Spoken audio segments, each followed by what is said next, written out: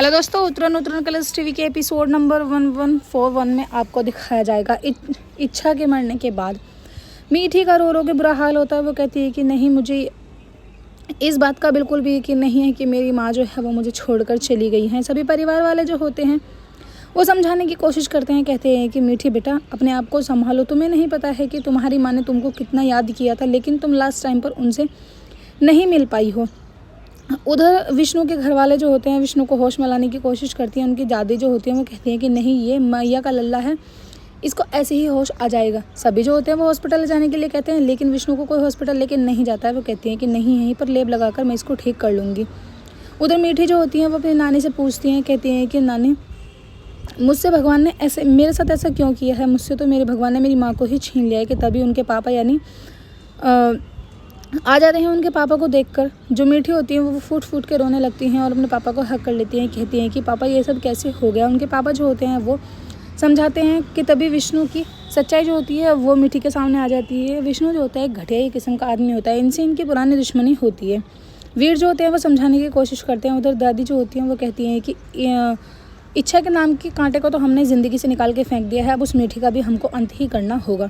सभी परिवार वाले जो होते हैं वो यही सोच रहे होते हैं कि कैसे करके हमारा विष्णु जो है वो होश में आ जाए, फिर उसके बाद हम लोग मीठी को भी देख लेंगे। लेकिन मीठी जो होती है वो किसी से भी बात नहीं करती है, बस रो रही होती है, अपनी माँ को याद करती है। कहती है कि मेरी माँ के बाद अब मुझे कौन संभालेगा। अन्य जो होती हैं यानी उनकी नानी उनसे बहुत ज़्यादा प्यार करती हैं। कहती हैं कि आपके पापा हैं ना, आप पहले अपने पापा से बात करोगे। तपस्या तभी वहाँ पर आ जाती हैं। तपस्या जो होती हैं वो कहती है कि नहीं बेटा, रोना नहीं है, तुम्हें पता नहीं है कि इच्छा तुम्हारी जिम्मेदारी सब मेरे ऊपर छोड़ के गई है कि मेरी बेटी को मेरे जैसा ही प्यार करना है, कभी उसको माँ की कमी महसूस नहीं होने देना है। तपस्या जो होती है वो मीठी को गले लगा लेती हैं। कहती हैं कि आज से मेरी एक बेटी नहीं बल्कि आज से मेरी 2 बेटी हैं। तभी वीर जो होते हैं वो कहते हैं कि तुम अपनी मम्मी की धड़कन नहीं सुनोगी।